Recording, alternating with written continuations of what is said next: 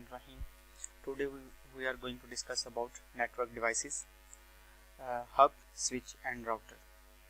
Before starting about hub, switch and router, हम पहले देख लेते हैं कि नेटवर्क क्या होता है. Computer network.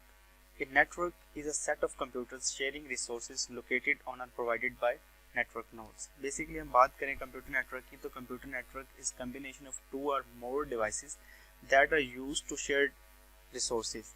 कि जो हमारे जितने भी सिस्टम अगर वो एक दूसरे से कनेक्ट हैं तो आप कोई ना कोई डाटा वो शेयर कर रहे हैं. The computers use common communication protocols over digital interconnection to communicate with each other. जब भी एक दूसरे से कम्युनिकेट करते हैं तो वो कम्युनिकेशन प्रोटोकॉल्स का इस्तेमाल करते हैं. वो कोई भी कम्युनिकेशन प्रोटोकॉल्स हम यूज़ करते हैं एक दूसरे से कम्युनिकेट करवाने के लिए. अब जो हमारा नेटवर्क है वो बनता कैसे है. Network are made up of various devices. इसके लिए डिफरेंट डिवाइसेस यूज़ होती हैं.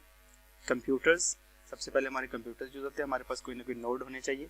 Switches, routers connected together by cables और वायरलेस सिग्नल्स. या तो वो केबल के थ्रू कनेक्ट हो सकते हैं या वो वायरलेस सिग्नल्स के थ्रू कनेक्ट हो सकते हैं.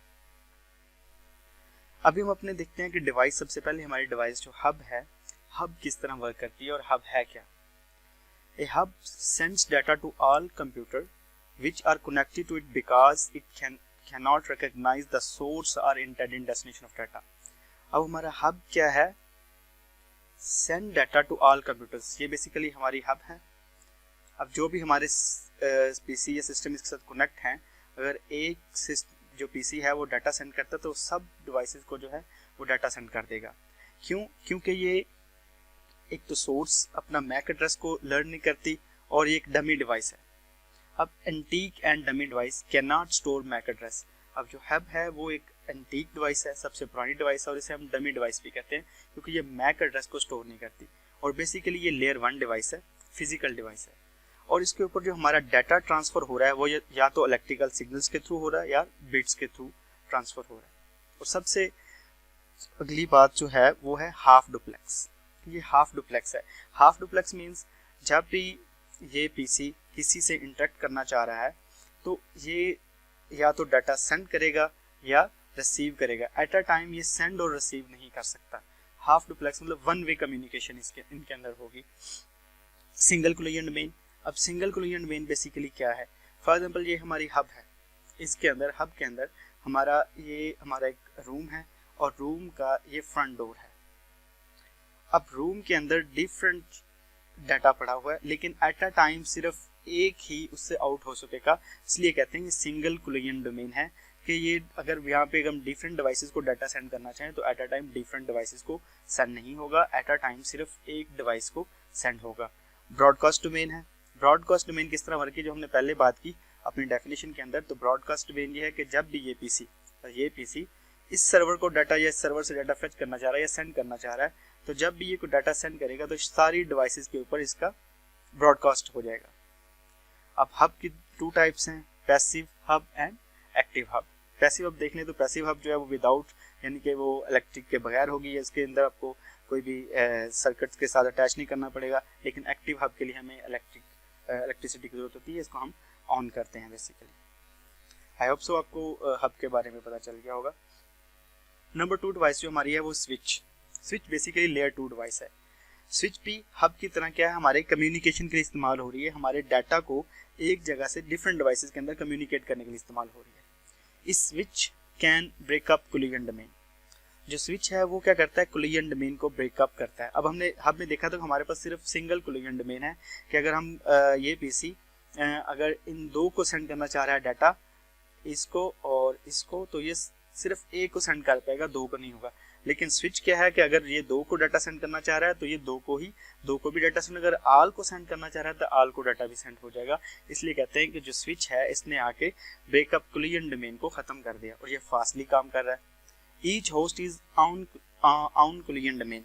अब हर होस्ट का एक अपना कोलिजन डोमेन है. जितने भी इसके साथ अटैच होंगे, स्विच के साथ जितने भी ढूंढ होंगे, उनका एक अपना कोलिजन डोमेन होगा. कि अगर फॉर एग्जांपल वो ये इससे बात करना चाह रहा है, ये इससे बात करना चाह रहा है, ये इससे बात करना चाह रहा है, तो एट अ टाइम ये आपस में बात कर सकते हैं. फॉरवर्ड और फिल्टर फ्रेम्स. अब सबसे बड़ी बात हमने हब में देखा कि हब जो है वो एक तो मैक एड्रेस को लर्न नहीं कर रही और वो इलेक्ट्रिक सिग्नल्स में काम कर रही है, बिट्स में काम कर रही है. लेकिन स्विच हमारा जो है वो फॉरवर्ड और फिल्टर फ्रेम्स को फिल्टर करता है जो मैक एड्रेस बेस्ड होते हैं। ये फुल डुप्लेक्स है कि एट अ टाइम ये डाटा को कम्युनिकेट रिसीव भी कर सकती है और सेंड भी कर सकती है। और जो हब हमारा था वो हाफ डुप्लेक्स था। Maintain CAM table, content accessible memory, जो हमने बेसिकली बात की कि ये मैक एड्रेस को लर्न करता है, तो ये एक कैम टेबल के अंदर अपने जितनी भी डिवाइसेस अटैच हैं इस सिस्टम के साथ, ये वाली जितनी भी डिवाइसेस अटैच हैं इन सब को आपस में इनका जितना भी मैक एड्रेस है उसको लर्न करता है। अब जो हमारे हब स्विच है बेसिकली वो 8, 16, 24 और 48 पोर्ट्स के आते हैं। First broadcast, then unicast and multicast. अब इस लाइन का क्या मतलब है कि अगर ये पीसी फॉर एग्जांपल पीसीबी को डाटा सेंड करना चाह रहा है, पीसीबी को डाटा सेंड करना चाह रहा है, तो ये फर्स्ट टाइम क्या होगा, सब डिवाइसेस को क्या हो जाएगा, ब्रॉडकास्ट हो जाएगा। अब क्या करेगा स्विच, इन सब का जो है वो मैक एड्रेस लर्न कर लेगा। फिर इसके बाद फिर क्या होगा, यूनिकास्ट होगा, पीसीबी और पीसीसी आपस में डायरेक्ट कम्युनिकेट करेंगे। अगर पीसीडी और बी दोनों को सेंड करना चाहिए तो ये मल्टीकास्ट हो जाएगा कि वो दोनों को, क्योंकि कैम टेबल के अंदर उनका मैक एड्रेस आ गया तो वो दोनों को डायरेक्टली डाटा को सेंड कर सकता है। अब हम चलते हैं राउटर की तरफ कि राउटर बेसिकली राउटर क्या है। राउटर एक लेयर 3 डिवाइस है। अब जो हमारी पिछली दो डिवाइसेस हैं हब और स्विच, ये नेटवर्किंग डिवाइस है, लेकिन जो राउटर है वो ये हमारी इंटर नेटवर्किंग डिवाइस है। कनेक्ट 2 और मोर नेटवर्क्स, बेसिकली हब जो राउटर है वो हमारा 2 और मोर नेटवर्क्स को कनेक्ट करने के लिए यूज होता है। प्रोवाइड कनेक्शन टू वैन, ये वैन को जो कनेक्शन है वो प्रोवाइड करता है। अब एफिशिएंटली ब्रेकअप ब्रॉडकास्ट डोमेन, अब जो राउटर है उसने ब्रॉडकास्ट डोमेन को भी ब्रेकअप कर दिया कि जिसको वो एक बेसिकली जो हमारा राउटर है वो एक राउट डिफाइन करता है, वो सबको ब्रॉडकास्ट नहीं करता, वो एक राउट डिफाइन करता है, एक रूट डिफाइन करता है, उस रूट के थ्रू हमारे डाटा को ट्रांसफर करता है।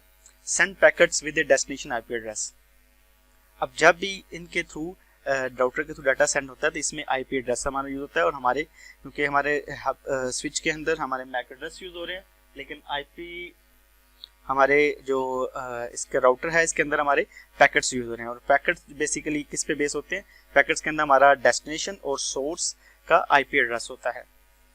ब्रेकअप कोलिजन डोमेन, इसने कोलिजन डोमेन को भी खत्म किया है कि वो मल्टी जो ना डाटा को मल्टी टास्किंग कर सकता है, डिफरेंट डाटा को सेंड कर सकता है। मेंटेन राउटिंग टेबल, अब हमारा जो राउटर है वो हमारे राउटिंग टेबल को मेंटेन करता है कि डिफरेंट इसके साथ जो राउटर कनेक्ट होंगे उनके डाटा को स्टोर करता है। जब भी उनके पास जिसके पास कोई डाटा आएगा तो बेसिकली अपने राउटिंग टेबल में देखेगा और उसको आगे फॉरवर्ड कर देगा, वो उसको जो है ना वो ब्रॉडकास्ट नहीं करेगा। अब राउटर जो है वो 2, 4 और 8 पोर्ट्स में आते हैं। Thank you so much.